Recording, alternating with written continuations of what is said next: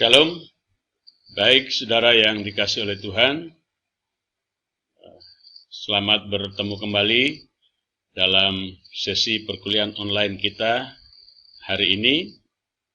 Dan itulah sebabnya, seperti biasanya sebelum kita akan memulai sesi perkuliahan kita dan mengawalinya di dalam doa, saya rindu sekali lagi kita akan bersama-sama menaikkan pujian kepada Tuhan. Dan kali ini saya mengajak kita sekalian untuk menyanyikan pujian sukacita, pujian sukacita, yaitu pujian Allah itu baik, sungguh baik bagiku. Biarlah melalui pujian ini kita meyakini, kita mempercayai bahwa Allah itu selalu baik di dalam kehidupan saudara dan saya.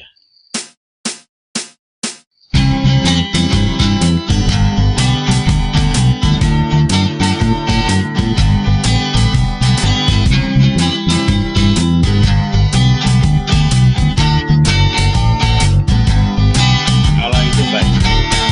Allah itu baik, sungguh baik bagiku.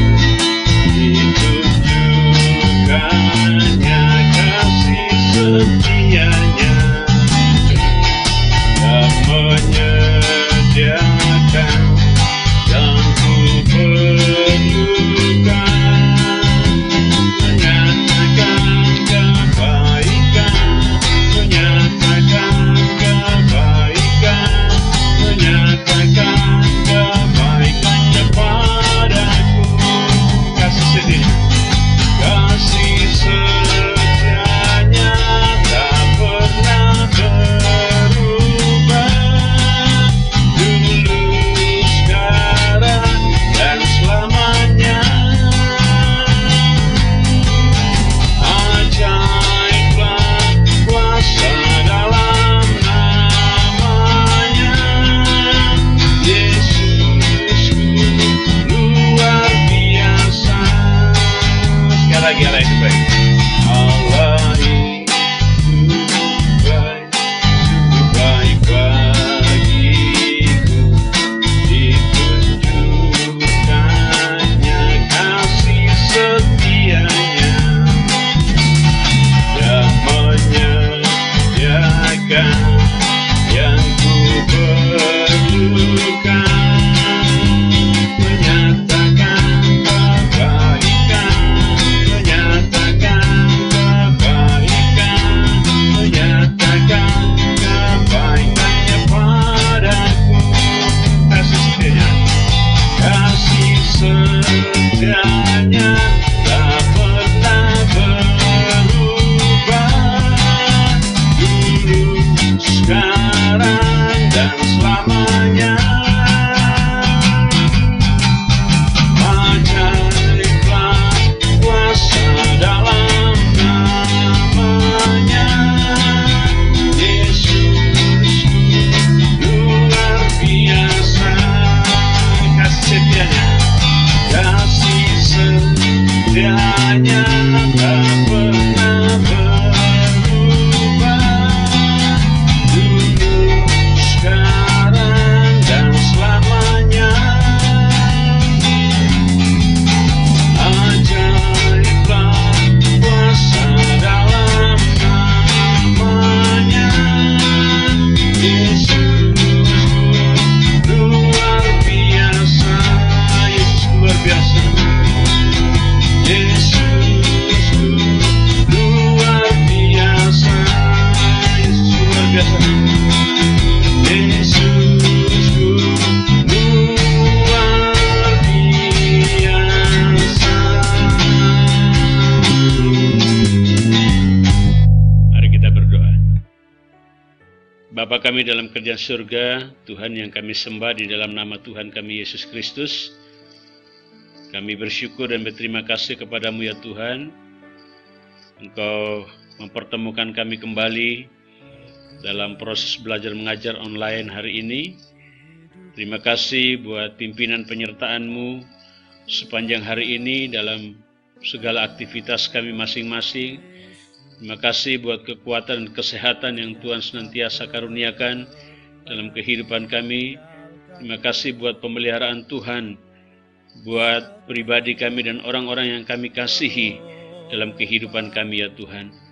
Itulah sebabnya sebelum kami memulai kegiatan proses belajar mengajar online sepanjang hari ini ya Tuhan, mohon pimpinan dari Tuhan, mohon hikmat dari Tuhan, mohon kekuatan dan kesehatan dari Tuhan, agar kami dapat mengikuti proses belajar mengajar hari ini ya Tuhan dengan baik.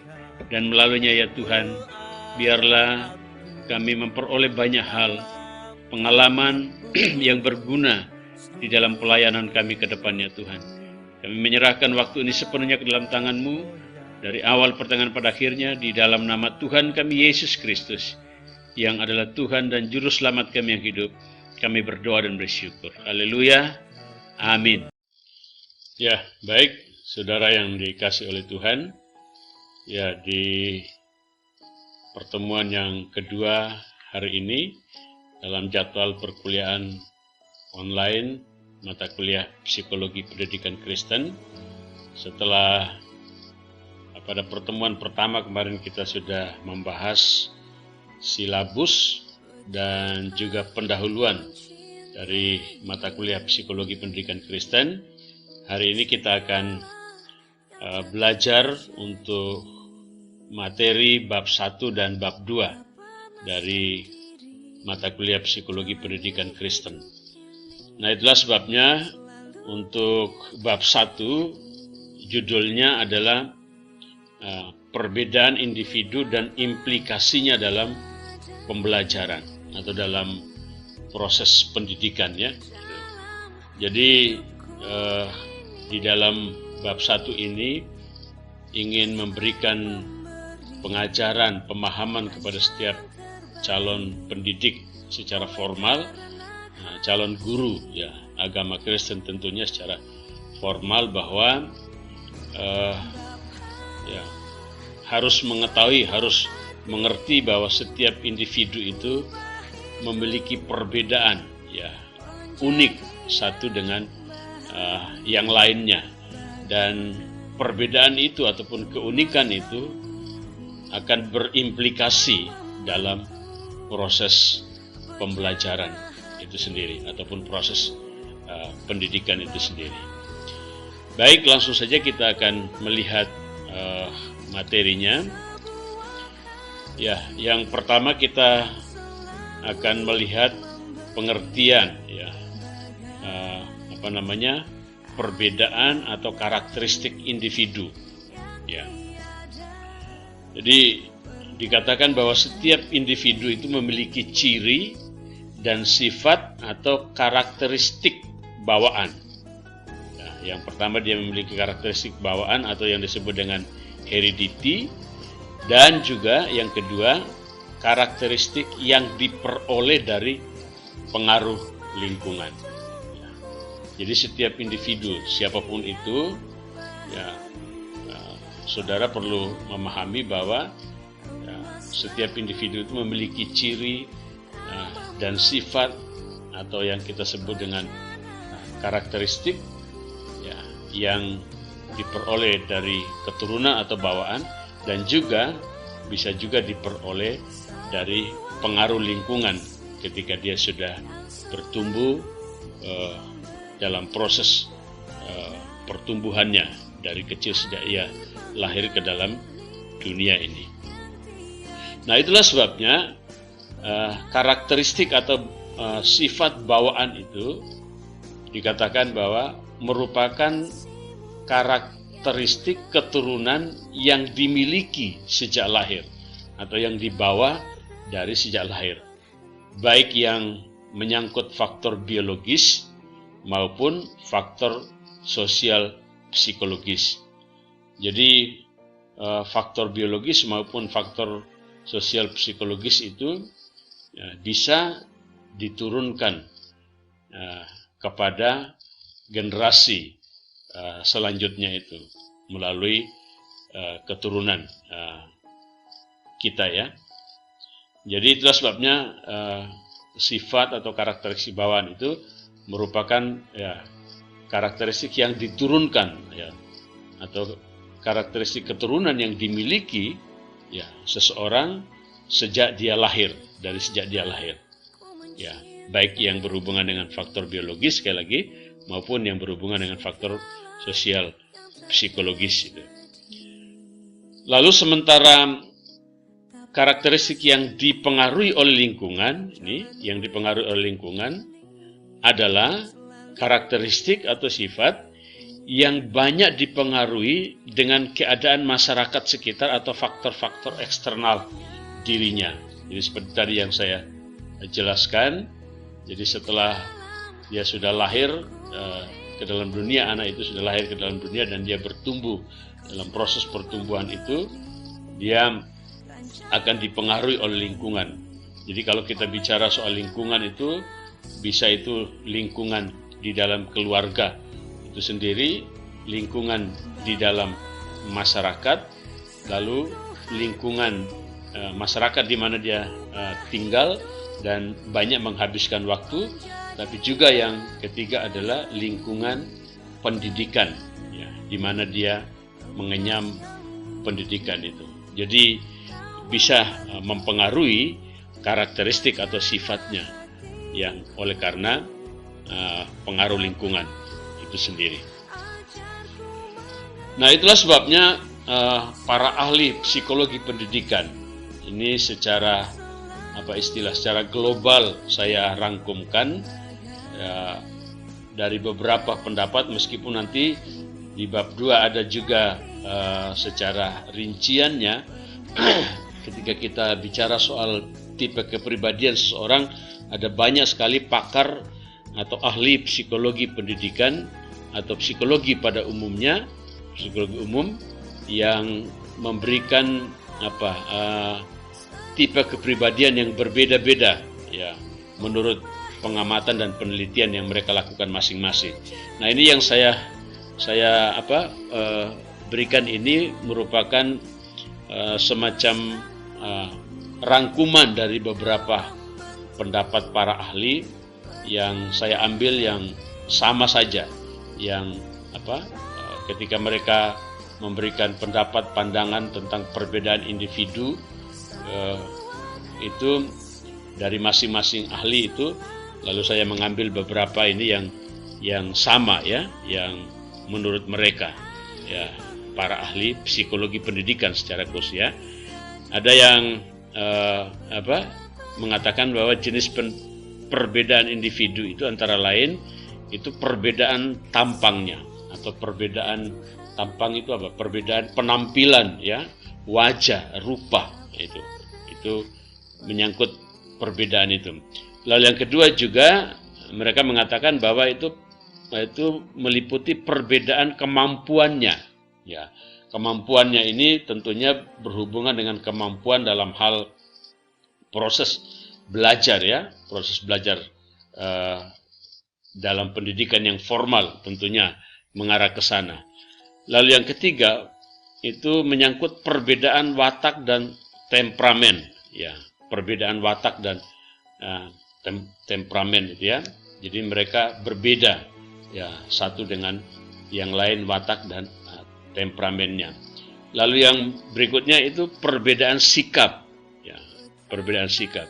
Dan yang terakhir itu adalah perbedaan minat ya, atau kesukaannya, hobi, itu berbeda ya satu dengan yang lain. Nah, yang menjadi ranah psikologi pada umumnya di dua ini ya, perbedaan watak dan temperamen dan perbedaan sikap ataupun kepribadian ya satu dengan yang lain gitu. Lalu ada yang berpendapat ya, ini pendapat para ahli, mereka ketika melihat perbedaan-perbedaan itu, dan saya rangkumkan dari perbedaan tadi yang ini yang saya tampilkan. Jadi mereka berpendapat bahwa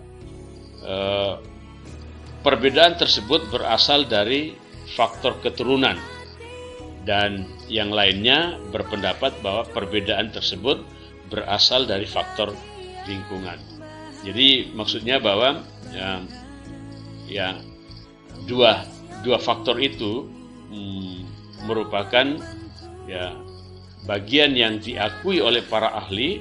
Jadi faktor keturunan tadi dan faktor lingkungan itu sama-sama berperan dalam pembentukan kepribadian, ciri dari atau karakteristik dari seseorang itu sendiri. Karena ini merupakan pendapat ahli, dan kalau itu sudah merupakan pendapat para ahli, tentunya mereka berpendapat itu tentu sudah melalui sebuah kajian, penelitian yang terus-menerus dan yang mendalam, sehingga pada akhirnya mereka memberikan pendapat seperti itu. Jadi intinya yang saya mau katakan bahwa jadi sama dengan prinsip yang pertama tadi, bahwa perbedaan setiap individu atau perbedaan karakteristik sifat itu diperoleh dari faktor keturunan dan juga dari faktor lingkungan itu sendiri. Lalu mereka juga berkata bahwa sekalipun faktor keturunan biasanya menentukan karakteristik dan tingkah laku, namun tingkah laku yang diturunkan dapat mengalami perubahan atau modifikasi karena adanya pengaruh faktor lingkungan. Jadi ini alasannya kenapa dua-duanya diterima ya. Artinya bahwa bisa saja karakteristik kepribadian sifat seseorang itu awalnya itu dia diperoleh dengan ciri kepribadian yang seperti itu melalui keturunan atau diturunkan oleh ayah dan ibunya sejak dia lahir. Namun dalam perkembangannya bahwa bisa mengalami perubahan atau modifikasi, istilah yang dipakai di sini bisa mengalami perubahan atau modifikasi karena adanya faktor lingkungan. Jadi faktor lingkungan itu, lingkungan yang saya maksudkan tadi itu, yang berperan di situ, yang paling banyak berperan itu lingkungan di keluarga, di masyarakat, dan di lingkungan pendidikan. Itu yang seringkali kita sebut dalam sifat pendidikan itu, sifatnya ada yang sifatnya informal, informal itu pendidikan di dalam keluarga, lalu ada pendidikan yang sifatnya non formal, itu pendidikan yang di masyarakat, lalu ada pendidikan yang bersifat formal, yaitu pendidikan di lembaga-lembaga pendidikan yang secara formal dari tingkat PAUD sampai dengan tingkat perguruan tinggi. Itu adalah lembaga pendidikan yang bersifat formal itu sendiri. Itulah sebabnya kalau kita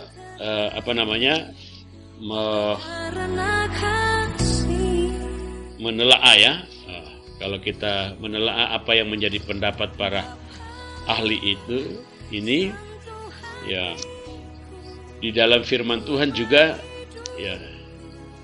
khususnya dalam Injil Matius pasal 7 ayat 17 sampai dengan ayat 18 juga dikatakan bahwa demikianlah setiap pohon yang baik menghasilkan buah yang baik, sedang pohon yang tidak baik menghasilkan buah yang tidak baik. Lalu ayat yang ke-18, tidak mungkin pohon yang baik itu menghasilkan buah yang tidak baik, ataupun pohon yang tidak baik itu menghasilkan buah yang baik. Jadi ayat ini mau mengatakan bahwa prinsipnya tadi sama Jadi faktor keturunan dan faktor lingkungan itu sangat mempengaruhi kehidupan seseorang. Nah, ini ilustrasi yang dipakai oleh Tuhan Yesus untuk menggambarkan kehidupan orang lain itu dipengaruhi oleh dari mana dia belajar, dari mana dia berasal itu sendiri. Jadi istilah pohon kalau diumpamakan pohon itu adalah orang tuanya, lalu buah itu adalah anaknya, ya, yang dihasilkan itu. Jadi kalau orang tuanya ini, kalau diganti ini ya, kalau orang tua yang baik pasti menghasilkan anak yang baik gitu ya. Sedangkan orang tua yang tidak baik akan menghasilkan anak yang tidak baik. Jadi seperti itu sederhananya ya dari dari ayat firman Tuhan ini. Nah, itulah sebabnya saya mau kita menyaksikan satu video ya, satu tayangan video yang menceritakan tentang bahwa anak belajar dan melakukan sesuatu dari apa yang mereka lihat.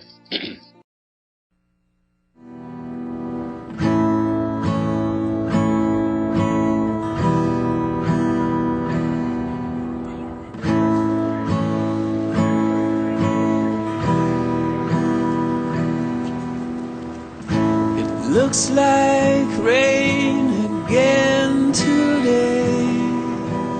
Dark clouds gather and fill the sky. Don't know how to talk to you, just know how to say goodbye. Have you actually got a driver's license? I don't think so. Did you see his back there, George?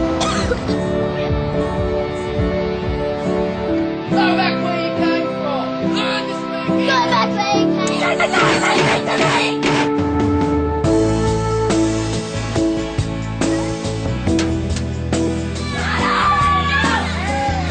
What's wrong with you, Harry?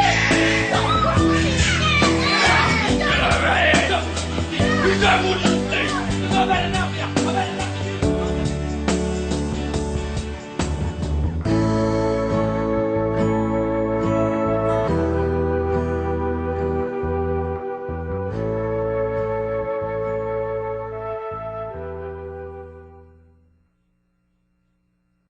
Ya, saudara, jadi dari video tadi yang kita saksikan, ilustrasi video tentunya tadi itu, saya ingin kita belajar dan melihat bahwa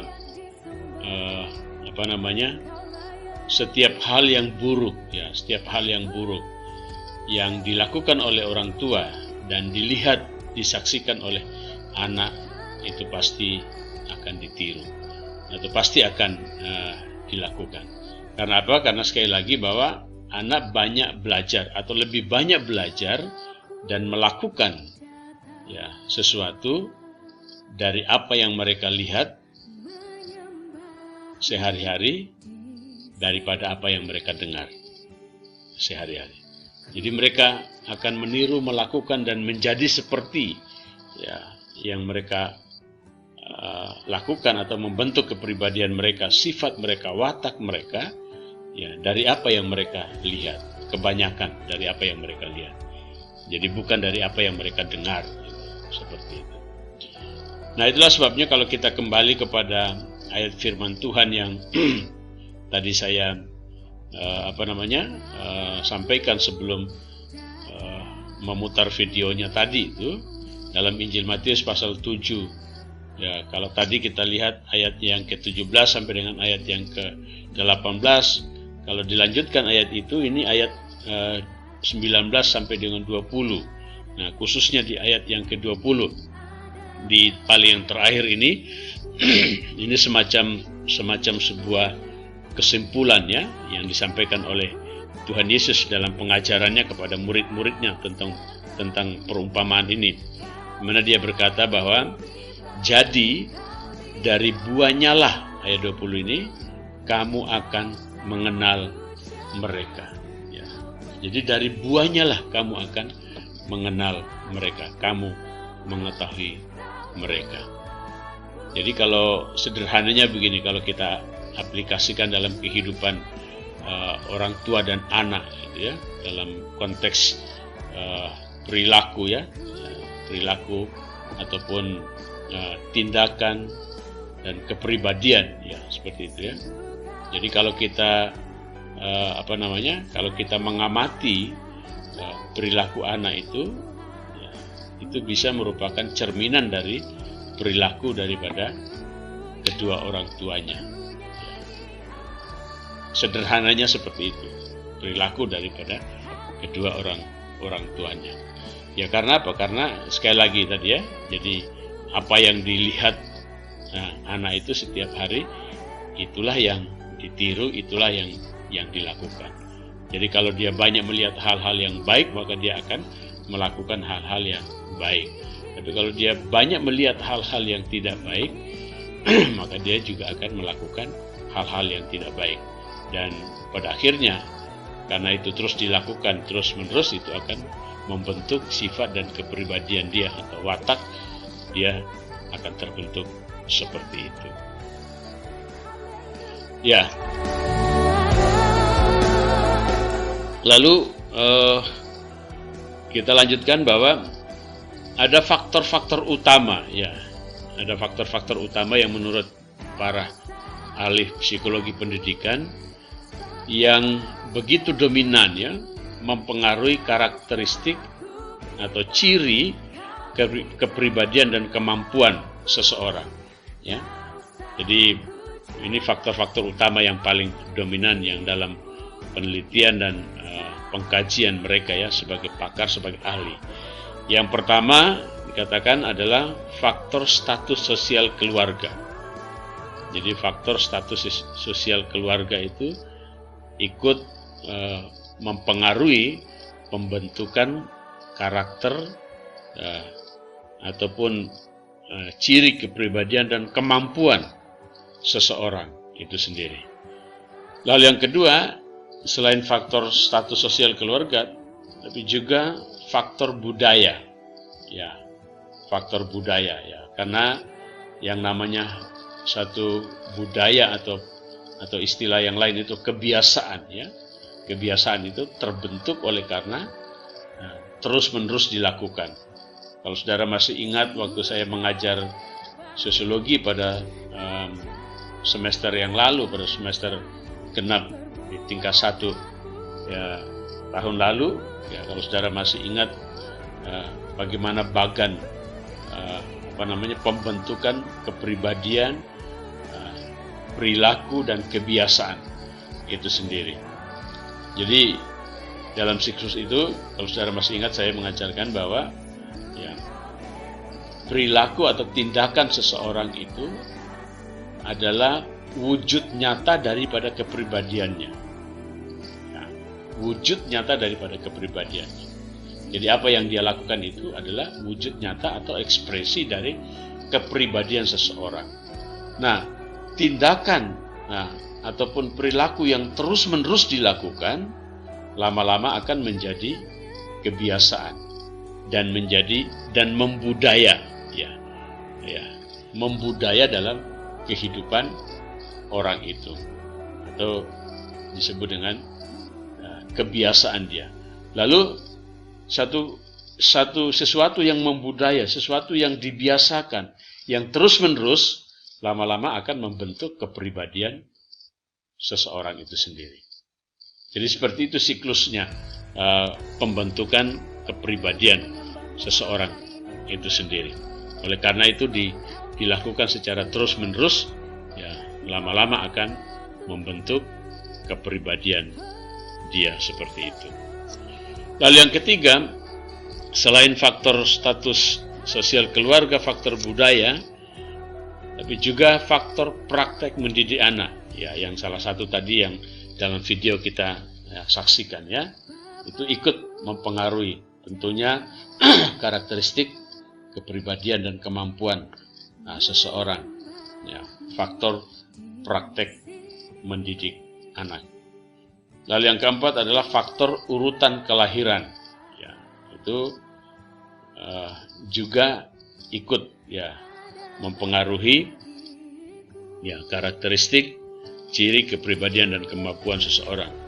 Lalu yang kelima adalah faktor latar belakang keluarga. Ya, dia berasal dari latar belakang keluarga yang seperti apa itu akan juga ikut memberikan pengaruh dalam pembentukan kepribadian dia dan kemampuan dia dalam melakukan segala sesuatu.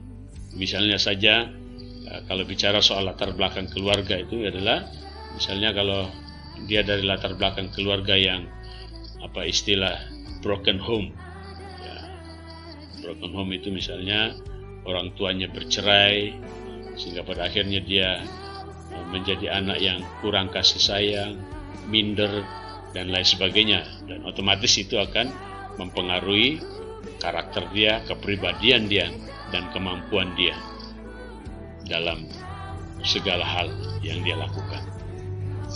Nah, itulah sebabnya ya ini poinnya ini dari segi psikologinya ya. Ya, faktor-faktor tersebut tadi di atas 5 faktor tadi itu ya menyebabkan ketidaksamaan seseorang dalam hal ini berpikir, berperasaan dan bertindak. Ya. Jadi faktor-faktor yang kelima faktor tadi ini yang mempengaruhi karakteristik, ciri, kepribadian dan kemampuan ya seseorang. Ya, faktor-faktor inilah yang menyebabkan ya satu dengan yang lain ya, seseorang itu tidak sama dalam hal ini. Tidak sama dalam hal dia berpikir, tidak sama dalam hal dia berperasaan, dan tidak sama dalam hal dia bertindak. Nah, ini kan unsur dari jiwa yang kita bicarakan di awal itu ya. Nah, ingat jiwa itu ada 3 hal, yaitu pikiran, ya, perasaan atau emosi, dan kehendak atau tindakan. Itulah yang disebut dengan jiwa. Nah ini pentingnya. Ini pengetahuannya bagi saudara sebagai calon guru atau pendidik. Nah ini, oleh karena itu seorang guru atau pendidik dituntut, ini tuntutannya, ya harus mau tidak mau harus mengerti karakteristik kepribadian anak didiknya. Ya. Jadi dia harus mengerti betul karakteristik kepribadian anak didiknya sebagai seorang pendidik, sebagai seorang guru. Tuntutannya itu.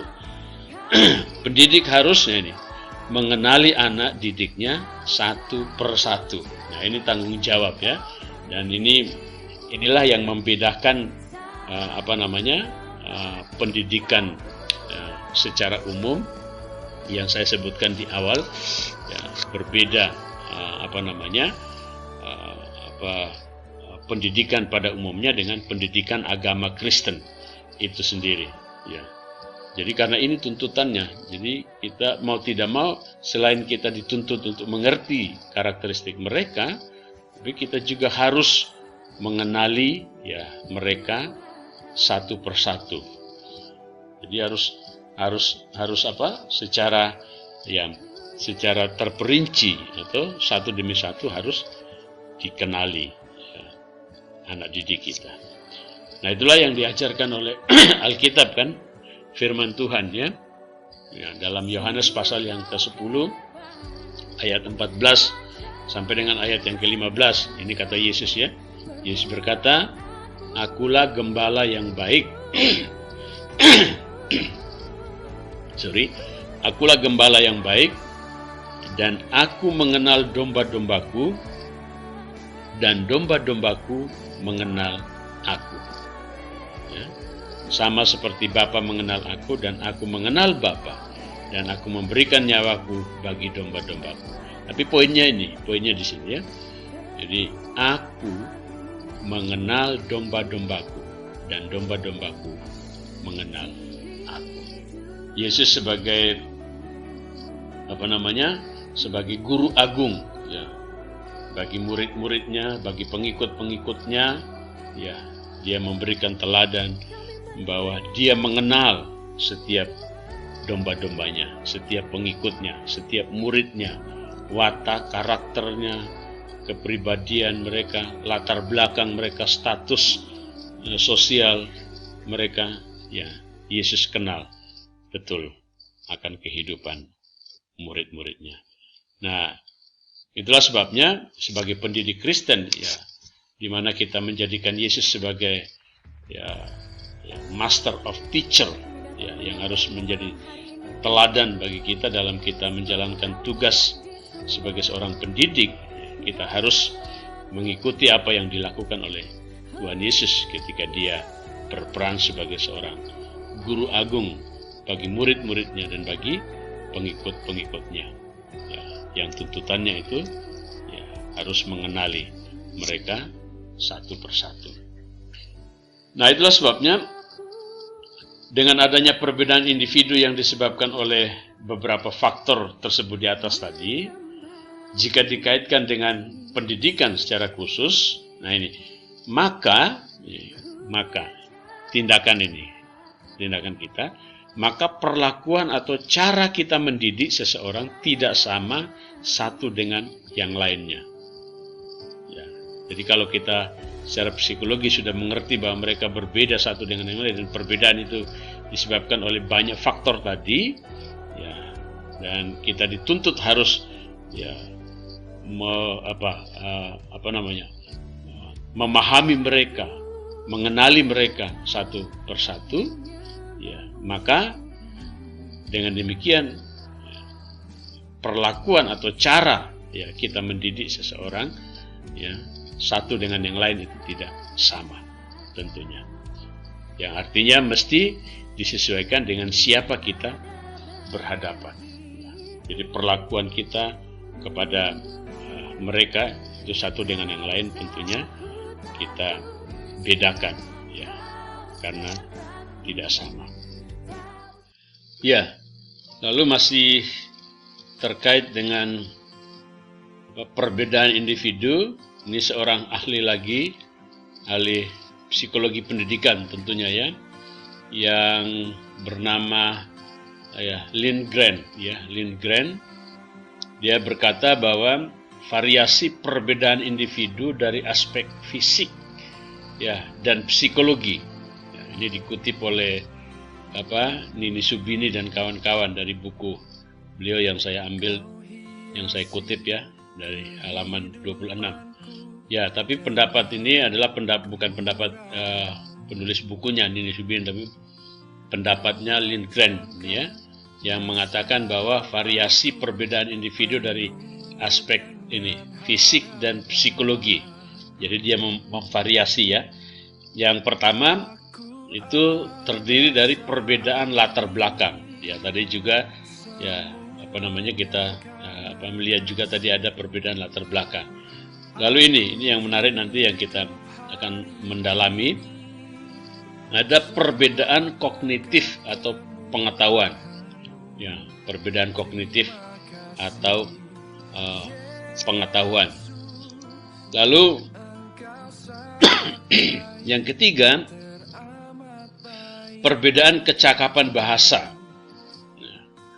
Dan yang keempat, ini yang dua tadi, kognitif dan motorik yang kita akan dalami nanti. Lalu yang keempat itu perbedaan kecakapan motorik atau keterampilan. Lalu yang kelima, perbedaan bakat. Terkait dengan perbedaan bakat nanti saya akan mengajak kita melihat lagi satu video ilustrasi.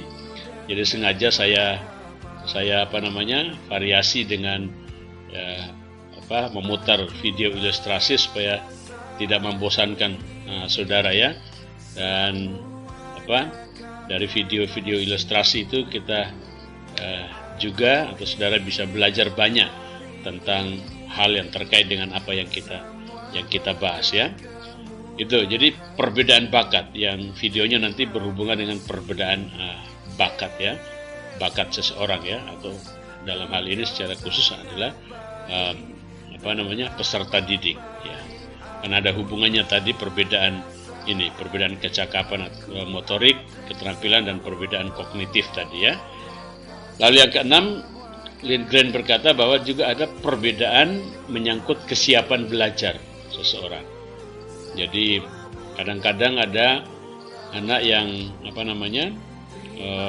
usianya sudah cukup untuk masuk dalam satu pendidikan yang formal, tetapi dari segi kesiapan dia untuk masuk di jenjang pendidikan itu belum siap, sehingga akhirnya dia mengalami kesulitan untuk mengikuti proses pembelajaran itu.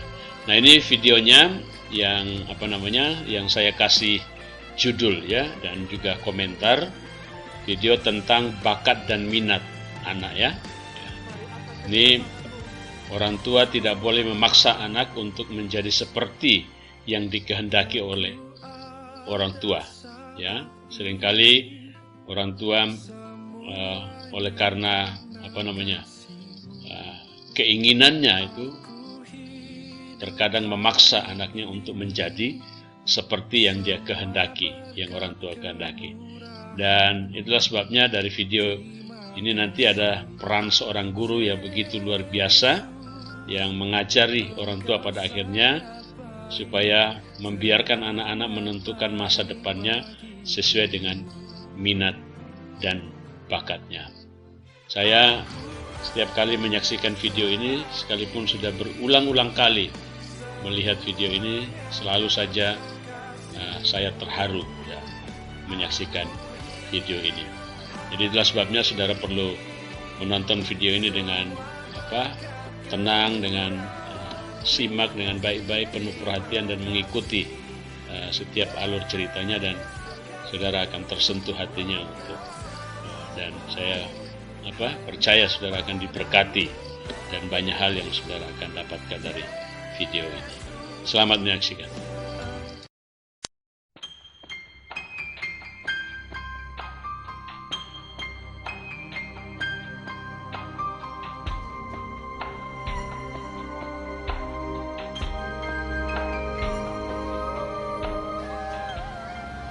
这是一间每个人都曾经做过的监牢。不要看它外表友善，其实它的无情和残酷，大家都领教过。我们这一班都是被过滤之后不会读书的学生。我是 Terry， 后边那个长得像小木偶的是刘国斌，我旁边翘脚的小帅哥是洪文福。 国斌从小就喜欢画画，可是他的妈妈就是不喜欢。是的，没有了文凭，将来我们要怎样生存呢？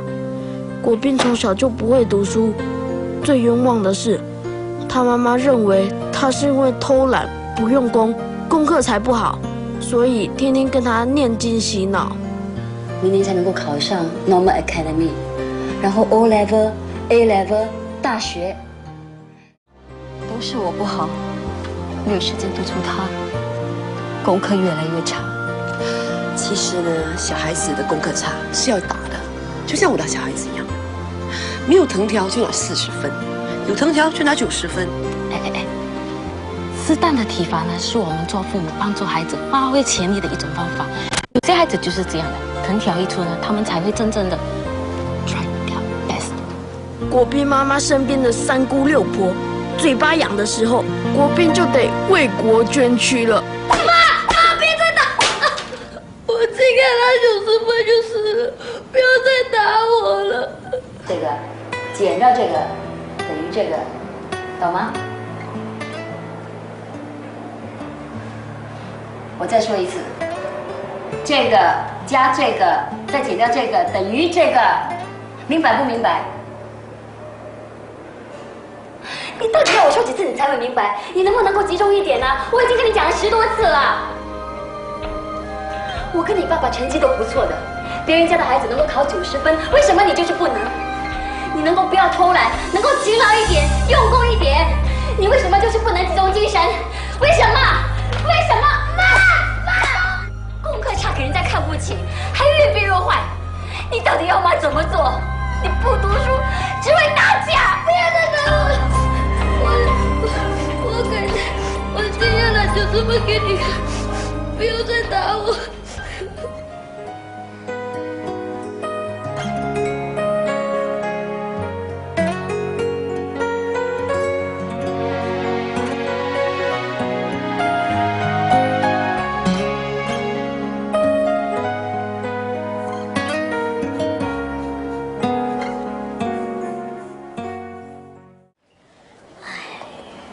这次的测验我还是考不好的话，我的死期就到了。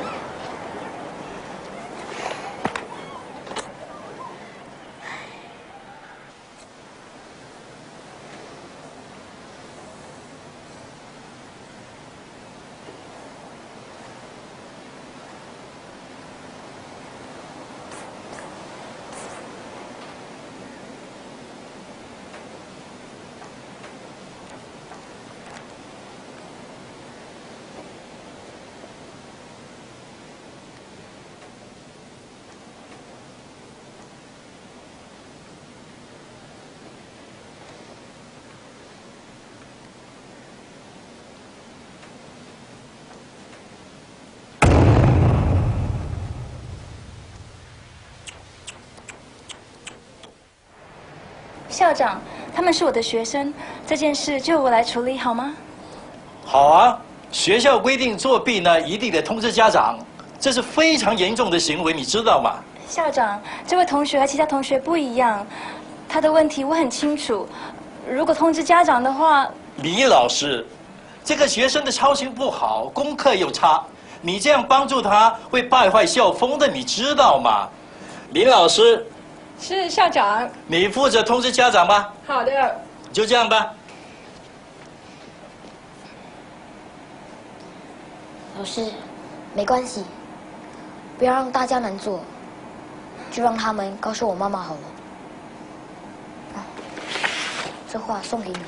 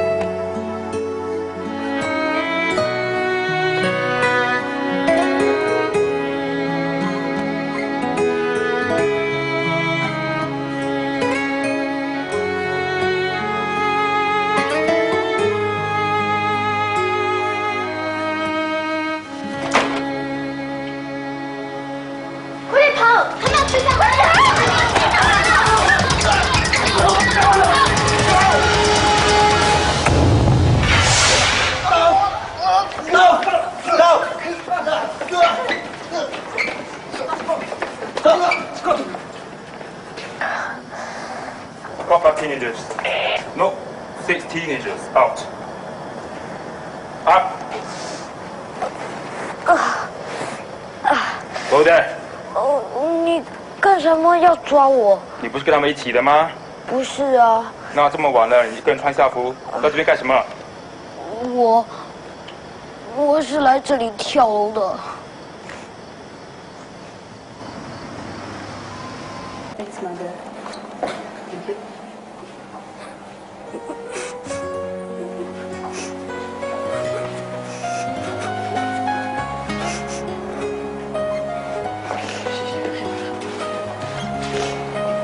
Mr. Liu, I think you should pay more attention to him.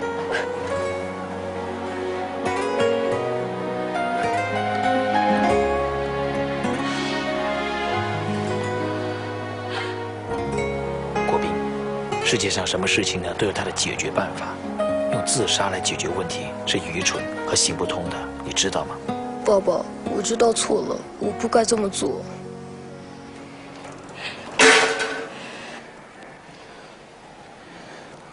我不鞭打孩子，并不表示呢我放纵他。我知道每个人的能力都有限，只要他们尽了力。我才是真的尽了力。在教育孩子方面，你又做了些什么？你每天放工回家跟孩子的对话只有3句：你吃饱了吗？功课做完了没有？白练会了吗？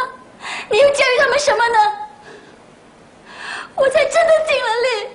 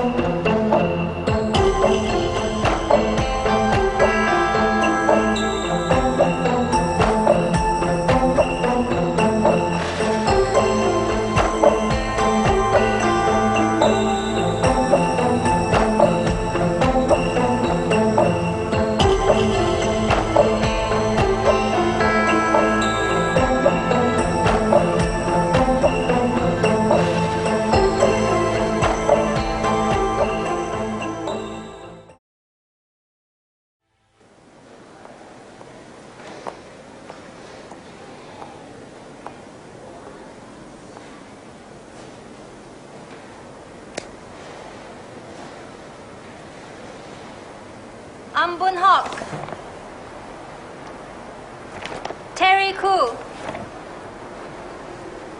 刘国斌、刘国斌、刘国斌。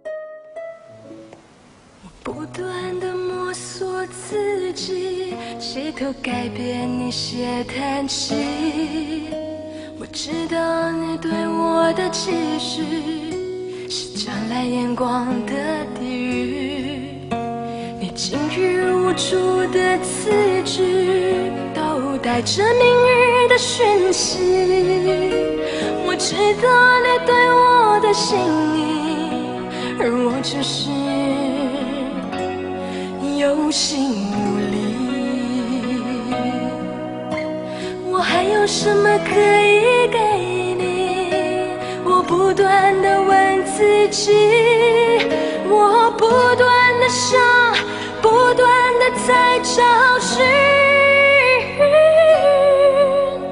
我知道你一直都辛苦，为我默默地付出，就算流泪也不承认你哭。我是身在福中不知福，所以我用尽我的全部来告诉你我没有认输。还有什么可以给你？我的爹娘，我的父母，爸，还有什么可以？我对不起你，我已经尽了我最大的努力，但是还是拿不到90分。我真的对不起你，国斌，不要哭。爸知道你已经尽力了，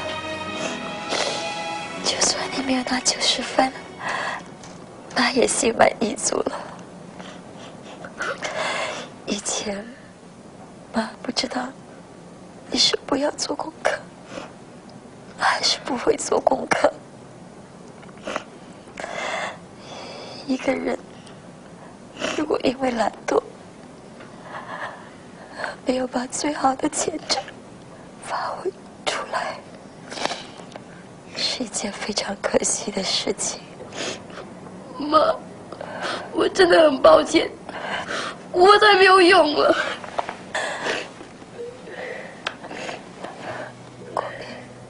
不断地摸索自己，试图改变你写叹气。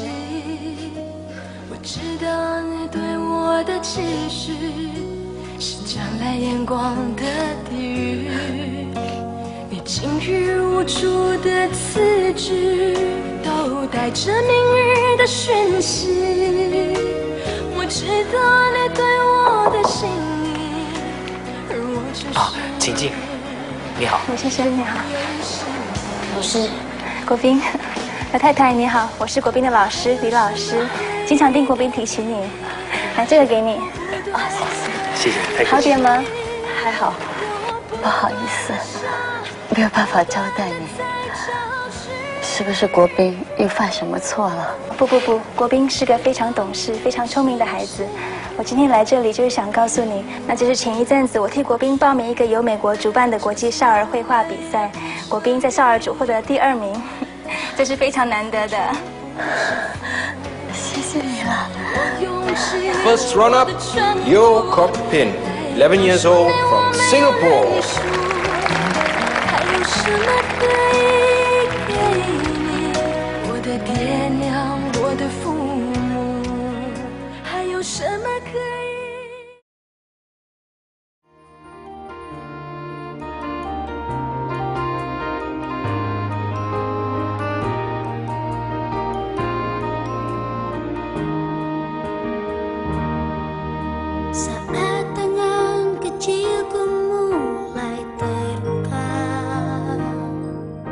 dan mata ini memandang dunia.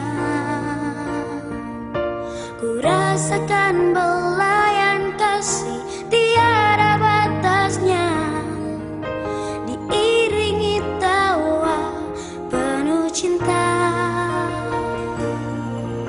Saat kakiku mulai melangkah, kulihat harapan di wajahmu, harapan yang terbaik untuk diriku. Doamu dinaikkan dan setiap saat namaku disebut. Terima kasih untuk cinta, terima kasih untuk keluarga yang indah. Ku temukan kasih Allah dalam papa mama. Setiap hari ku bersyukur pada Tuhan untuk keluarga yang indah. Papa mama, engkau yang terbaik.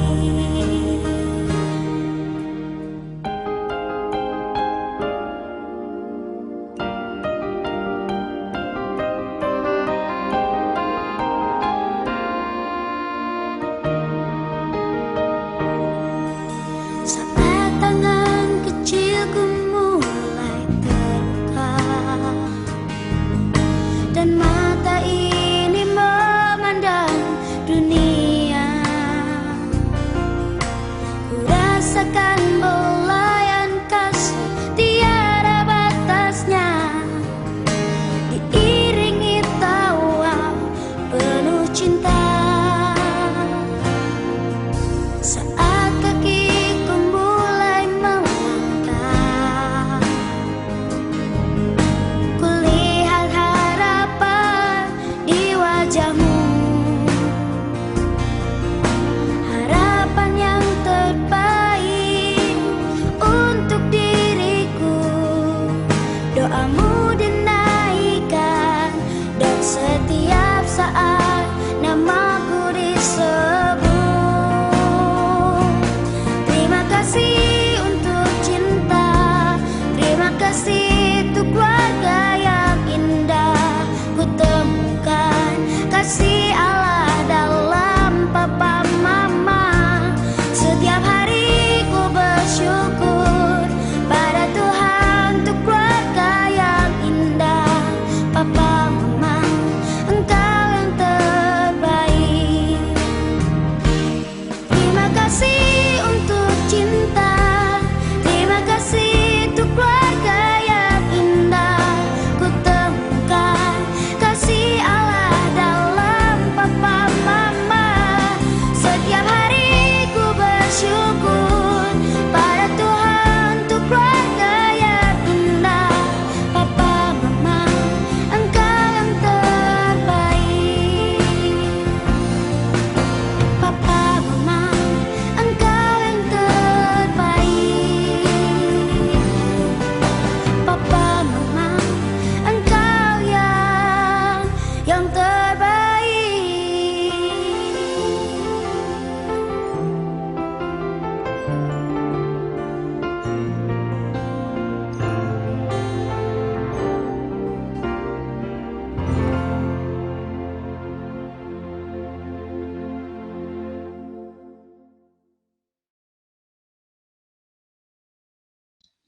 Ya, baik saudara, dari video yang barusan saudara saksikan ini, jadi kita ya belajar dua hal ya, yaitu belajar dua peran ya. Yang pertama peran orang tua tadi ya, yang saya sebutkan tadi bahwa ya, orang tua tidak boleh memaksakan ya, kehendaknya untuk menjadikan anak itu seperti apa yang dia inginkan. Ya, biarkan ya anak itu sesuai dengan bakat dan kemampuannya memilih dan menentukan untuk apa yang dia akan menjadi seperti apa dia sesuai dengan bakat dan kemampuannya. Nah, itulah sebabnya bagi saudara yang sudah berkeluarga tentunya ini sangat ya menolong saudara untuk mengerti akan hal ini sehingga saudara bisa berperan sebagai orang tua dalam mendidik anak-anak kita, ya, untuk membiarkan mereka memilih sesuai dengan bakat dan kemampuan mereka masing-masing tentunya. Tapi dari segi yang lain itu dari segi seorang pendidik, ya, seorang guru, ya. Tadi ada peran seorang wanita yang berprofesi sebagai guru yang mendampingi anak dalam video itu, yang pada akhirnya ya memberikan ya pengertian kepada kedua orang tuanya yang pada akhirnya bisa menerima anak itu ya, sesuai dengan bakat yang dia miliki. Ya. Dari segi seorang pendidik ingin memberikan pengertian, pengajaran kepada kita sebagai calon pendidik tentunya untuk mengerti ini, ya, mengerti perbedaan kemampuan kognitif dan kemampuan motorik anak, ya. Harus paham betul itu tentang apa itu kemampuan kognitif dan apa itu kemampuan motorik, ya, peserta didik itu sendiri atau yang khususnya yang dimiliki oleh anak-anak, karena inilah yang akan menentukan mereka untuk ya, melakukan segala sesuatu dan mereka menikmati apa yang mereka lakukan ketika nanti mereka menjadi dewasa, itu ya, karena sesuai dengan kemampuan dan bakat mereka. Nah, itulah sebabnya pengertian dari kognitif itu adalah ya berdasarkan pendapat para ahli psikologi pendidikan, tentunya psikologi pendidikan dapat disimpulkan bahwa kognitif adalah ini, semua aktivitas mental yang berhubungan dengan persepsi, ya, pikiran, ingatan, dan pengolahan informasi yang memungkinkan seseorang memperoleh pengetahuan, ya, memecahkan masalah dan merencanakan masa depan. Jadi ini berhubungan dengan pengetahuan, ya, pikiran, kemampuan, ya, pikiran seseorang itu yang berhubungan dengan kemampuan kognitif, ya. Atau ini ada ataunya, ya. Atau semua proses psikologis yang berkaitan dengan cara individu mempelajari, memperhatikan, mengamati, membayangkan, menilai, memperkirakan, dan memikirkan lingkungannya. Jadi itu ya pengertian dari kognitif itu sendiri. Lalu bagaimana dengan motorik? Ya, apa perbedaannya? Kalau pengertian motorik itu adalah ya dengan berbagai upaya yang telah dilakukan sekelompok pakar ini perkembangan motorik, ya, memunculkan sebuah definisi mengenai perkembangan motorik, yaitu sebagai perubahan dalam perilaku gerak yang merefleksikan interaksi dari kematangan organisme dan lingkungannya. Jadi secara sederhananya itu dapat dikatakan bahwa kalau kemampuan kognitif itu berhubungan dengan kemampuan intelektualnya, ya, intelijensinya, pikirannya, ya, pengetahuannya. Tapi kalau kemampuan motorik ini itu berkenaan dengan keterampilan, ya, keterampilan dia, ya, yang berhubungan dengan bakat, ya, ya, yang berhubungan dengan bakat, ya. Jadi keterampilan. Jadi kalau istilah yang lain yang sering saya pakai, kalau kemampuan motorik itu keahlian dalam mengolah pikiran atau menggunakan pikiran. Tapi kalau kemampuan motorik itu ya, keahlian atau kemampuan dalam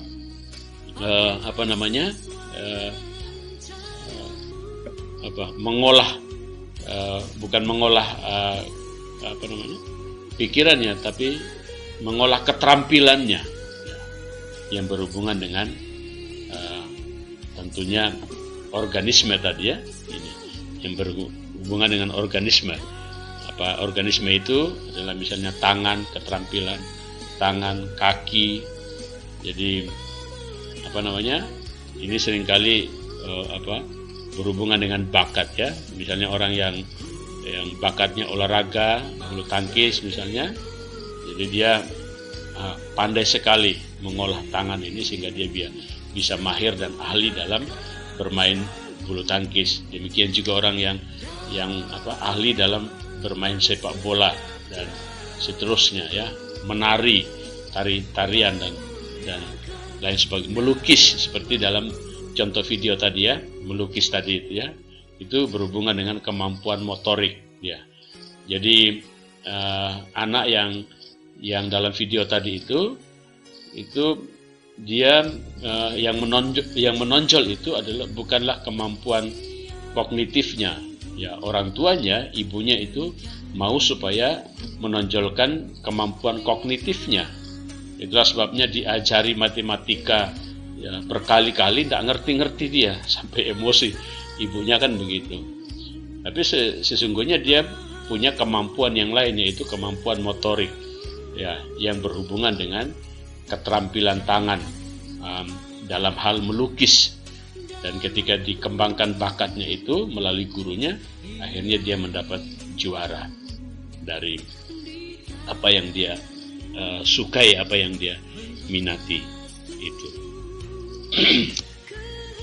Oke, sekarang kita lanjutkan implikasinya apa? Implikasi dari perbedaan dalam pendidikan dan pembelajaran. Jadi perbedaan-perbedaan tadi yang diungkapkan oleh para ahli itu apa implikasinya dalam pendidikan ataupun proses belajar mengajar.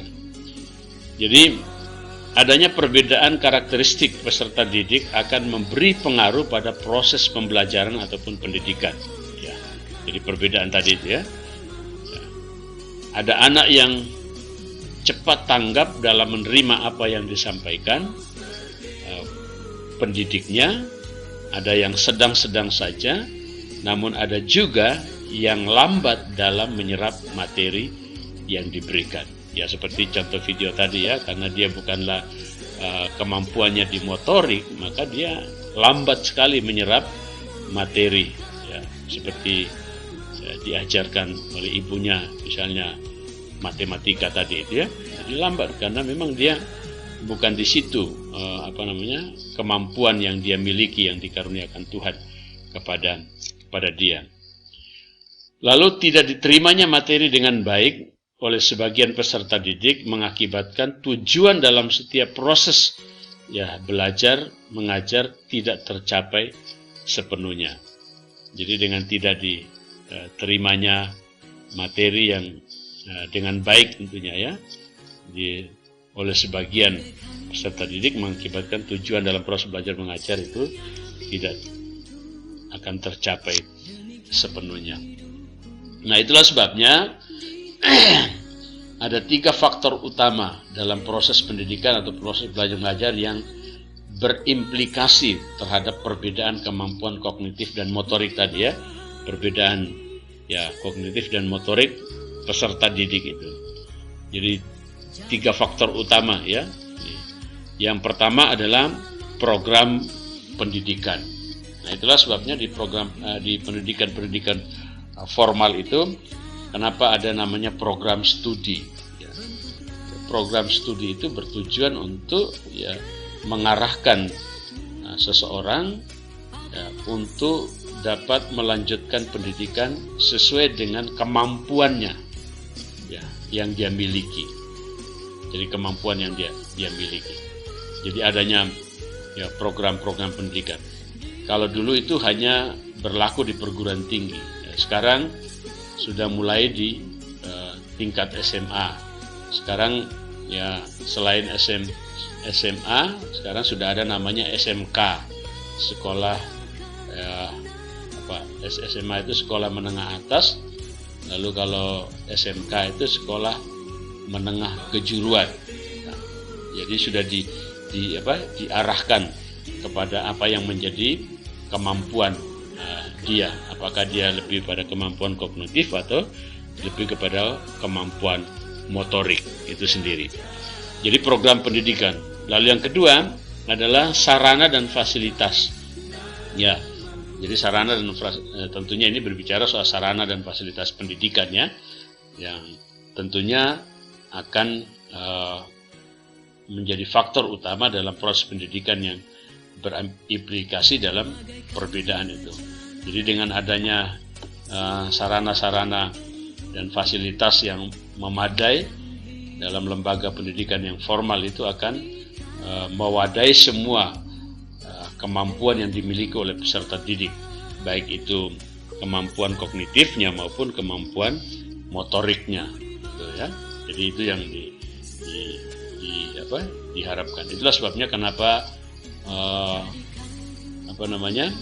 sekolah-sekolah formal sekarang itu dalam akreditasi ya, salah satu yang dinilai itu masuk dalam kriteria pendidikan adalah sarana dan prasarana ataupun fasilitas pendidikan yang ada di sekolah itu. Kalau di sekolah, kalau di tingkat SD, SMP dan SMA itu termasuk sarana olahraganya itu dinilai ya, karena ini ya. Jadi selain kognitif, jadi motoriknya juga harus ada sarana dan fasilitasnya.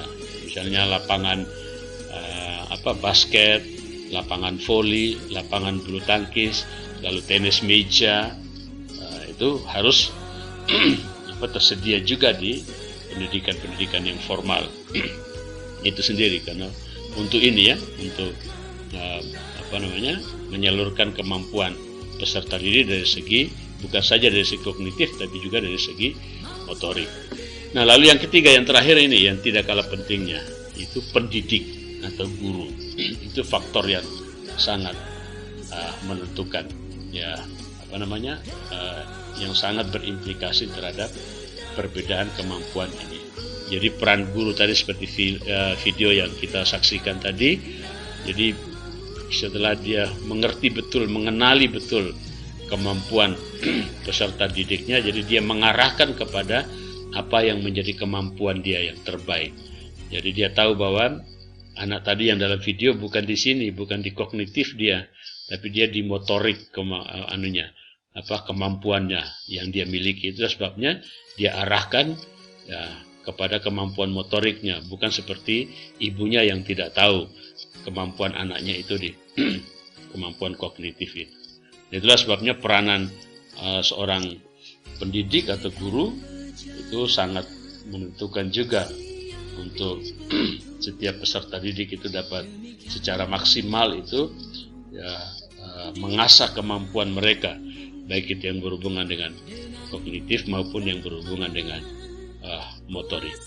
Jadi ini adalah keseluruhan daripada bab 1 ya. Jadi materi bab 1 sudah selesai dan setelah ini kita akan masuk dalam materi bab 2.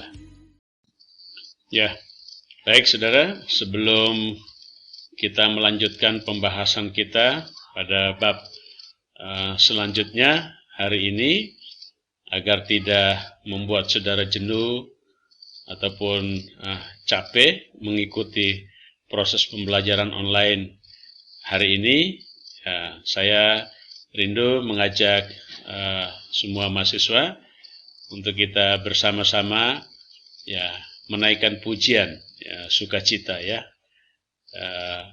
Biarlah pujian ini akan menolong kita untuk kita tetap terus bersemangat mengikuti proses belajar mengajar selanjutnya hari ini sampai selesai. Ya, jadi hari ini pujiannya sukacita semua ya. Kalau tadi kita sudah menyanyikan pujian yang pertama, Allah itu baik.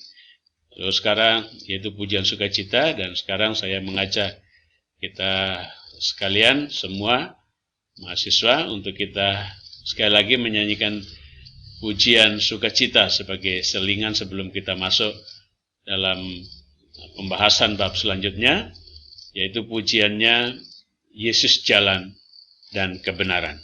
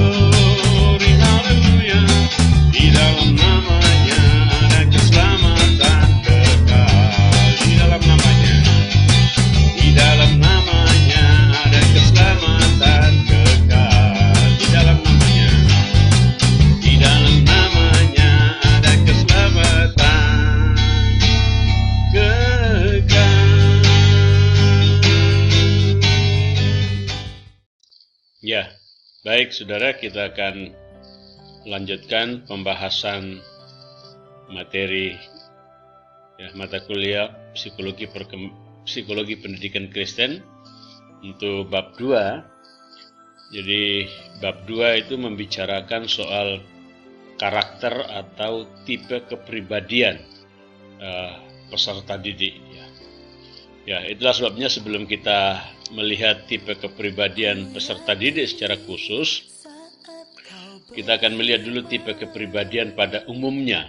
Ya, pada umumnya yang juga sudah dibahas di mata kuliah psikologi umum. Kalau saudara masih ingat materinya, dan saya mendapatkan materi perkuliahannya dari Ibu Ruth, dan saya coba melihat, dan itu materinya hampir sama ini. Nah, itulah sebabnya untuk di awal ini saya sepintas saja memperkenalkan kepada saudara, menyampaikan kepada saudara tentang tipe kepribadian pada umumnya menurut para ahli, dan nanti terakhir kita akan fokus kepada tipe kepribadian kepada peserta didik, anak khususnya, dan juga dalam perkembangannya, ya. Nah, itulah sebabnya beberapa karakter peserta didik, ya, begitu banyak tipe kepribadian menurut para ilmuwan. Jadi ini tentunya berdasarkan para ilmuwan, ya. Ilmuwan artinya dalam ilmu psikologi pada umumnya dan psikologi pendidikan pada khususnya. Ya, berikut ini adalah beberapa tipe kepribadian menurut masing-masing para ahli agar kita lebih memahami kepribadian peserta didik sehingga pada proses kegiatan belajar dan mengajar berlangsung dengan maksimal. Jadi tujuannya ini adalah tidak lain tidak bukan supaya dengan pengenalan kita akan seperti apa tipe kepribadian pada umumnya dari masing-masing orang itu, proses belajar itu akan berlangsung dengan maksimal. Itu tujuan utamanya. Nah, ini yang saya katakan tadi yang bersifat umum, ya. Ya, ini di mata kuliah psikologi umum saudara sudah dapatkan tentunya, yang menurut Eisen, ya, menyatakan tipe kepribadian dibagi dalam 3, ya. Ada tipe kepribadian ekstrovert, ya, yang saudara bisa lihat cirinya dan sudah belajar ini. Lalu ada tipe kepribadian introvert dan ada tipe kepribadian neurosis, ya. Ini sudah dipelajari di sekali lagi mata kuliah psikologi umum, ya. Lalu ada lagi menurut Hippocrates dan Galenus, ya. Dia mengatakan bahwa ada tipologi kepribadian yang tertuang bersifat jasmania, ya, dan fisik. Mereka mengembangkan tipologi kepribadian berdasarkan cairan tubuh yang menentukan temperamen seseorang. Ya, ini berdasarkan cairan tubuh dan menentukan temperamen, ya. Kalau temperamen itu berhubungan dengan kepribadian seseorang. Dia mengatakan ada yang dari situ akhirnya ditemukan ada tipe kepribadian kolerik, ya, dari empedu kuning, ya. Lalu ada tipe kepribadian melankolik, ya, empedu hitam dalam kurung. Lalu ada tipe kepribadian plekmatik, ya, dari lendir. Kemudian tipe kepribadian sanguinis dari darah. Jadi itu tipe-tipe. Saya tidak menjelaskan secara detail, ya, cuma hanya mengingatkan lagi kepada saudara karena sudah Anda pelajari di psikologi umum, ya. Nanti saya akan fokus ke ke anak, ya, tipe kepribadian anak saja dan perkembangannya. Lalu ada lagi menurut Kretschmer dan Sheldon, ya, tipologi kepribadian berdasarkan bentuk tubuh atau sifat jasmani. Ada tipe astenikus atau, ya, ektomorfik, ya, itu tipe kepribadian. Lalu ada tipe ethnicus atau mesomorphic ya. Itu kemudian ada tipe kepribadian atleticus karena ini berdasarkan bentuk tubuh ya tadi dikatakan, atau mesomorphic itu ya. Lalu ditambahkan lagi oleh Jung ya, yang dikutip oleh Sudianto ya, tipologi kepribadian dikelompokkan berdasarkan kecenderungan hubungan sosial. Jadi hubungan sosial tadi yang tadi sudah disampaikan juga di yang pertama tadi. Kalau yang ekstrovert itu dia mengatakan bahwa kalau dikaitkan dengan hubungan sosial seseorang ya, yang perhatiannya lebih banyak tertuju di luar. Nah, itu orang yang ekstrovert itu. Jadi perhatiannya dari hubungan sosialnya itu lebih banyak tertuju kepada keluar. Itulah sebenarnya orang yang punya tipe kepribadian ekstrovert, dia hubungan sosialnya baik ya, meluas gitu. Lalu kalau yang introvert itu kebalikannya, yang perhatiannya lebih tertuju ke dalam dirinya dan dikuasai oleh nilai-nilai yang subjektif. Jadi kebalikan dari yang bersifat ekstrovert dan introvert tadi ya. Ini kalau ditinjau dari hubungan sosial seseorang.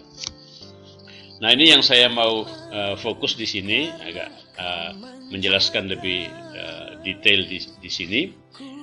Pada periode anak, ya anak sekolah khususnya, kepribadian anak belum terbentuk sepenuhnya seperti orang dewasa. Kalau tadi itu kebanyakan itu dari umum ya, yang dewasa ya.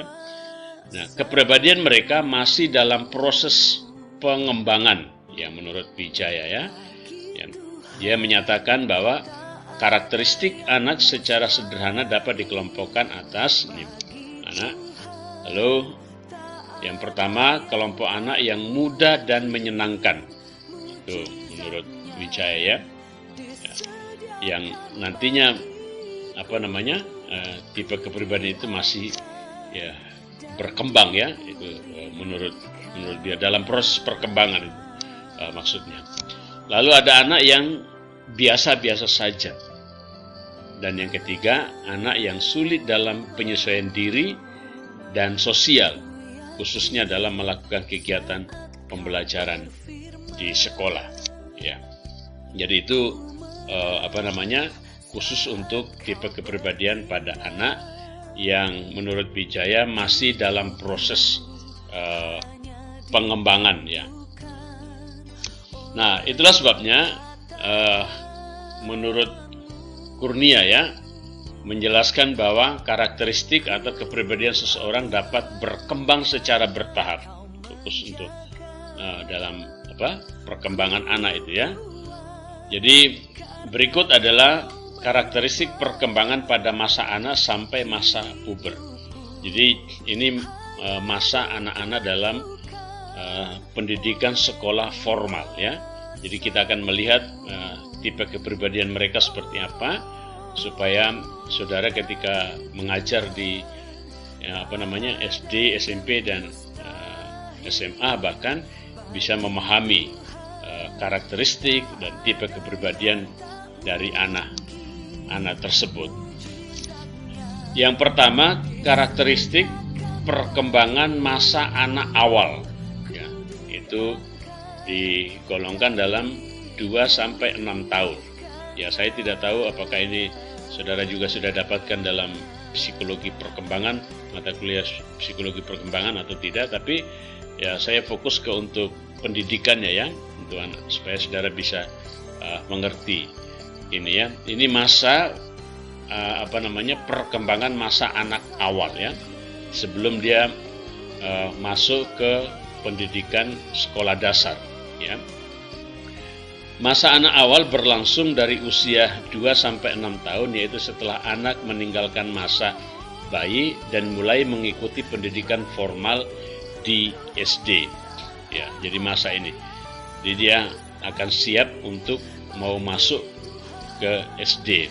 Tapi tentunya sebelum SD kan ada juga pendidikan sekarang yang disebut dengan PAUD ya, pendidikan usia dini, TK dan playgroup dan TK itu ya, dari 4 tahun sampai 6 tahun ya, sampai 4 sampai 5 tahun itu untuk PAUD ya. Nah, ini cirinya, tekanan dan harapan sosial untuk mengikuti pendidikan sekolah menyebabkan perubahan perilaku, ya, minat dan nilai pada diri anak. Ini cirinya ya. Anak ini yang baru mau masuk di kelas 1 SD ya. Lalu pada masa ini anak sedang dalam proses pengembangan kepribadian yang unik dan menuntut kebebasan. Nah, ini yang harus guru perlu perhatikan ya. Lalu perilaku anak sulit diatur, lalu bandel, keras kepala, dan sering membantah dan melawan orang tua. Itu cirinya. Hal ini memang sangat menyulitkan para pendidik, ya. Jadi ini masa yang sulit, dan itulah sebabnya bagi para pendidik. Jadi itulah sebabnya tidak heran apabila para guru playgroup sampai SD harus lebih sabar, ya, lebih sabar dalam melangsungkan pembelajaran atau mendidik siswa. Jadi kuncinya di sini kesabaran bagi seorang pendidik dalam playgroup tadi ya, atau PAUD sampai ke SD.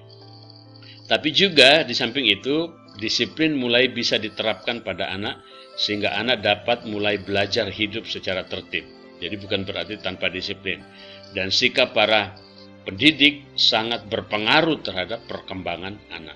Jadi bagaimana mereka bersikap itu, disitulah mereka belajar melihat figur dari seorang pendidik, ya, selain di rumah mereka belajar dari orang tua mereka, tapi juga dari seorang pendidik di pendidikan secara formal itu sendiri.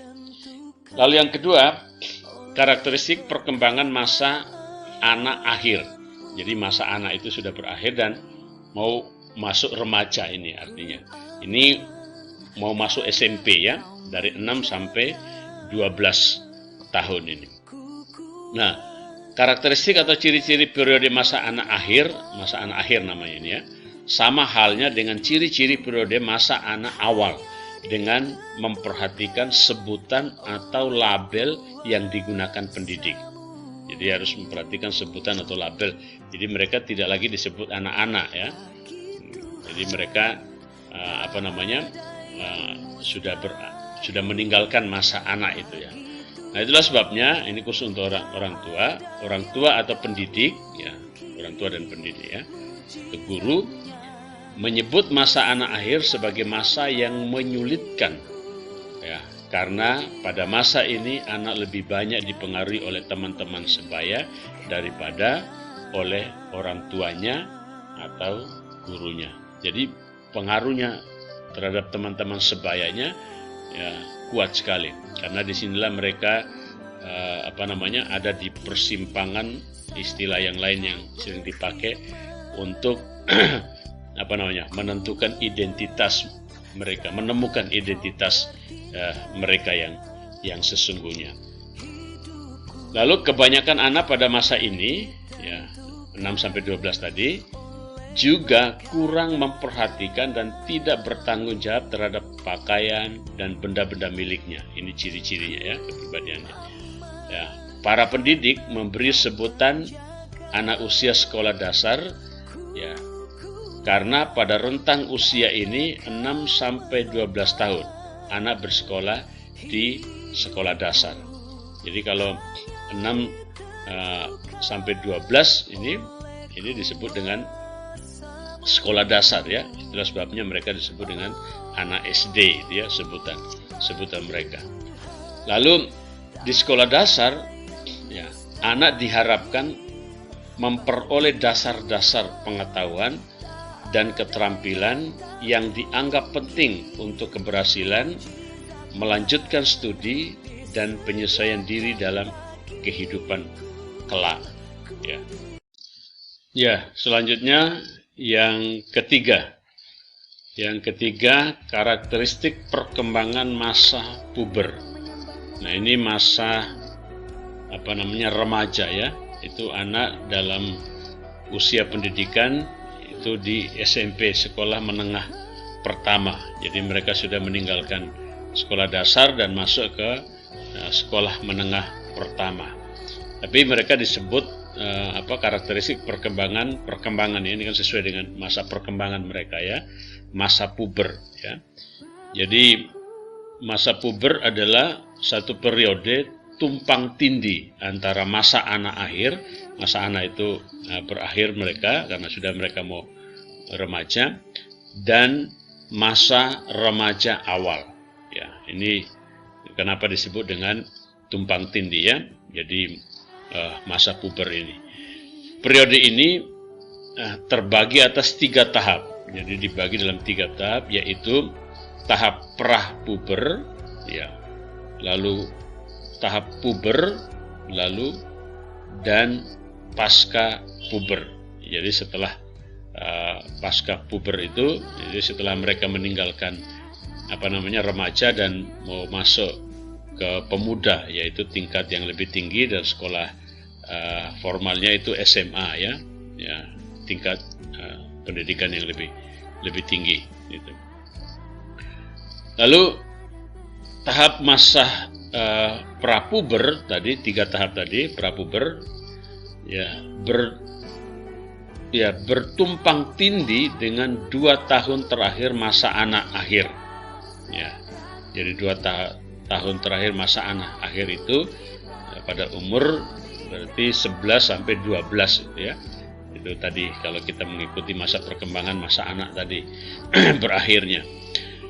Lalu tahap puber, ini tadi prapuber, sekarang tahap puber terjadi pada batas antara periode anak dan remaja, di mana ciri kematangan seksual semakin jelas, yang ditandai dengan kalau perempuan haid dan kalau yang laki-laki adalah mimpi basah, ya. Jadi ini masa pubernya. Jadi ini antara periode anak dan remaja. Jadi batas antara periode anak itu umur 12 tadi ya.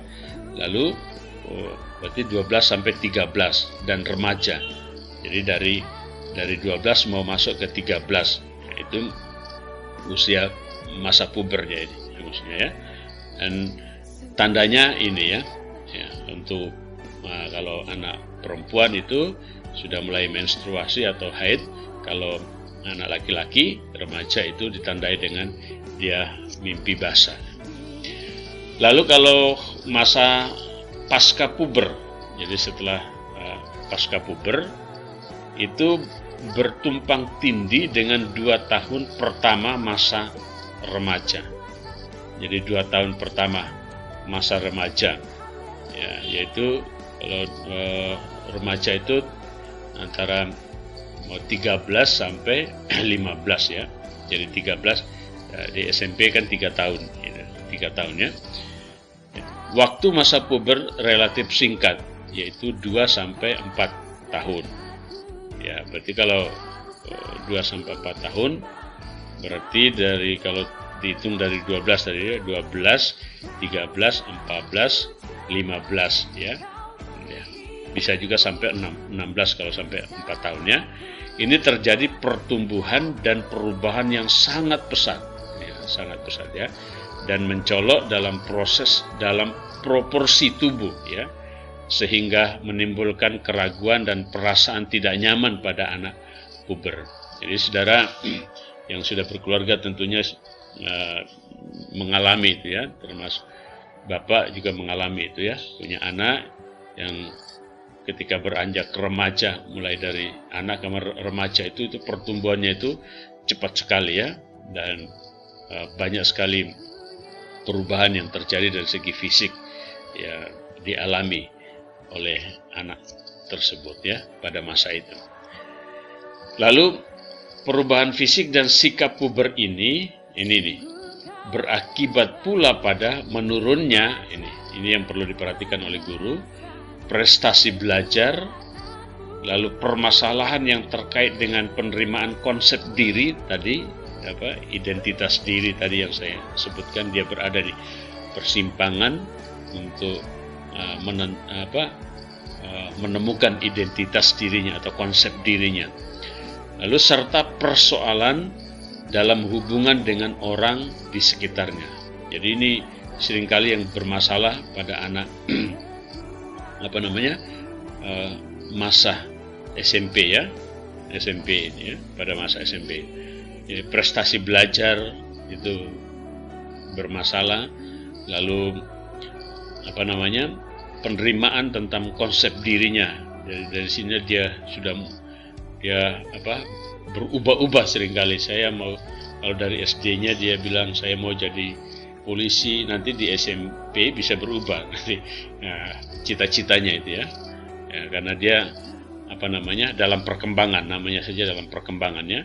Karena apalagi tadi waktu di SD, waktu dia masuk di sekolah, dia banyak dipengaruhi oleh teman sebayanya ya.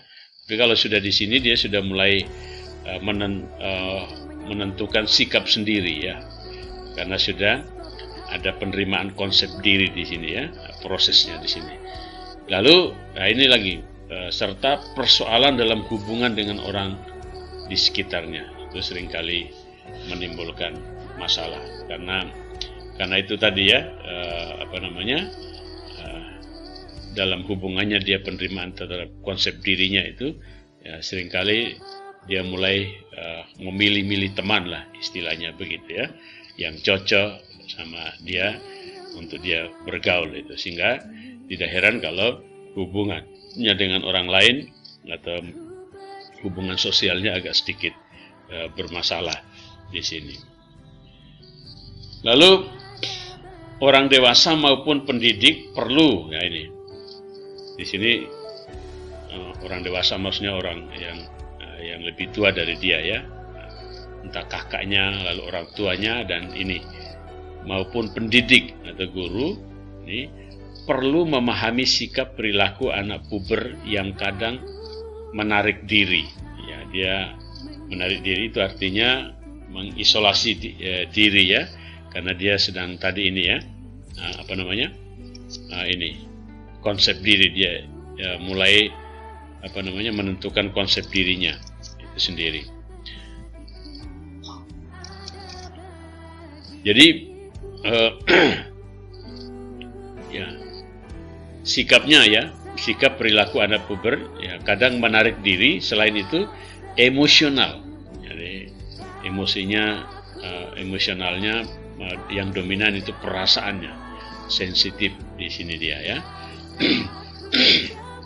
Lalu perilaku negatif dan lain-lainnya ya.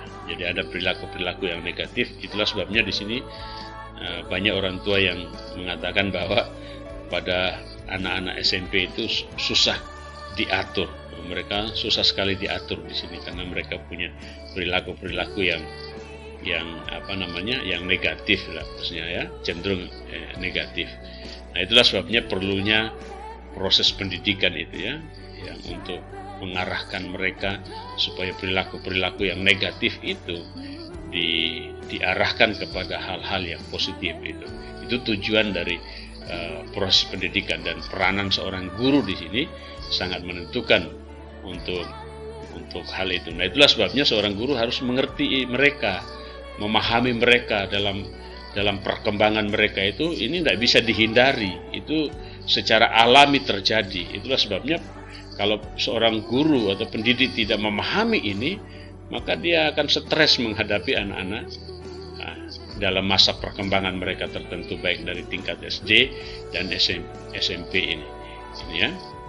Lalu serta membantunya ini ya, emosional, perilaku negatif dan lain-lain, serta membantunya agar anak dapat menerima peran, ini guru ya atau orang dewasa. Jadi harus membantu anak itu agar anak dapat menerima peran seks dalam kehidupan bersosialisasi dengan orang atau masyarakat di sekitarnya ya. Jadi edukasi tentang seks itu sudah mulai diberikan ya kepada mereka, supaya mereka tidak menyalahgunakannya ya, dan bagaimana peranan seks dalam kehidupan bersosialisasi dengan orang atau masyarakat di sekitarnya, sehingga mereka tidak terjerumus kepada hal-hal yang negatif tadi ya, yang negatif. Karena masa puber tadi ya, masa puber itu masa yang mereka di mana mulai memikirkan hal-hal yang sifatnya seksualitas itu.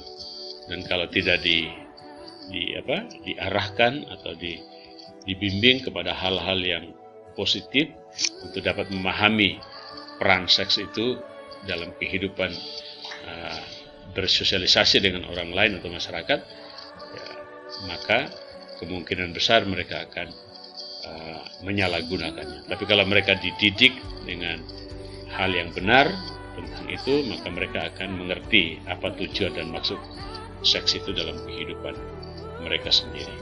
Ya, saya kira itu saja materi bab 2.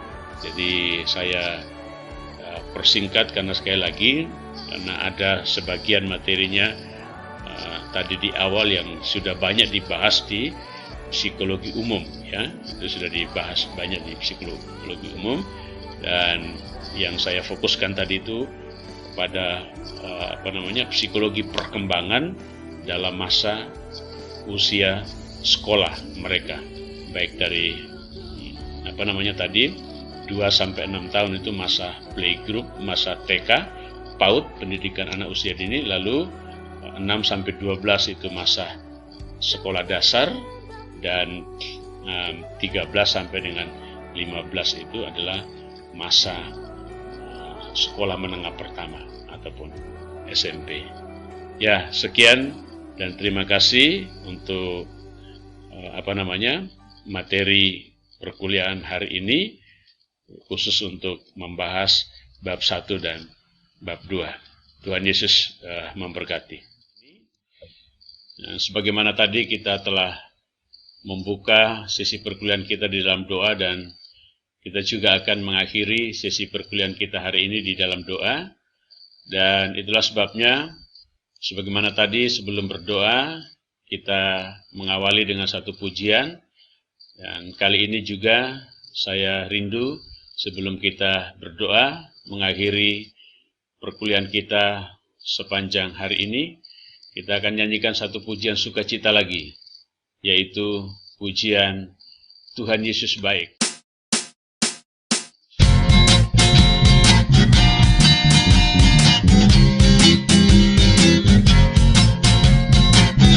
Tiada berkesudahan, tiada berkesudahan, kasih setiamu Tuhan, selalu baru rahmat-Mu bagiku. Hari berganti hari, tetap kulihat kasih-Mu, tak pernah berakhir di hidupku. Tuhan Yesus baik, sungguh amat baik, untuk selama-lamanya. Tuhan Yesus baik. Sekali lagi, tiada berkesudahan, tiada berkesudahan, kasih setiamu Tuhan, selalu baru rahmat-Mu bagiku.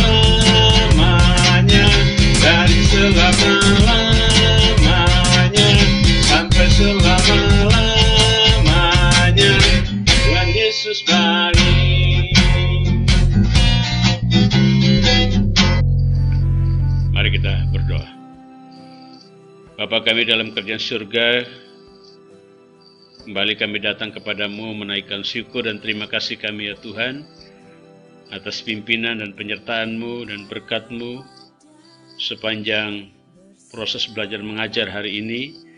Terima kasih untuk berkat-berkat-Mu yang kami boleh nikmati. Terima kasih untuk pengetahuan yang kami boleh peroleh hari ini ya Tuhan. Dan jika sebentar kami akan mengakhiri seluruh rangkaian perkuliahan kami malam hari ini, mohon kiranya Tuhan menyertai kami, memberkati kami dimanapun dan bagaimanapun keberadaan kami. Ketika kami beristirahat malam ini, Tuhan jaga lindungi, agar kami boleh beristirahat dengan baik dan besok pagi kami boleh bangun dengan keadaan tubuh yang sehat, untuk kami dapat melaksanakan aktivitas kami masing-masing.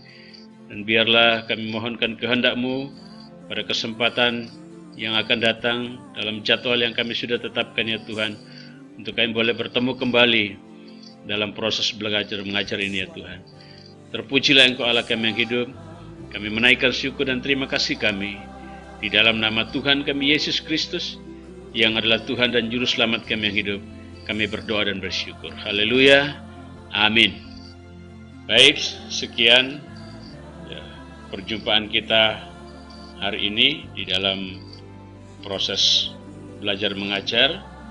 Dan itulah sebabnya sebagai akhir kata, terima kasih buat partisipasi semua mahasiswa dalam proses belajar mengajar ini, dan saya berharap melaluinya kita memperoleh banyak pengetahuan, juga pengalaman yang baru, hal-hal yang baru yang berguna untuk pelayanan kita ke depan.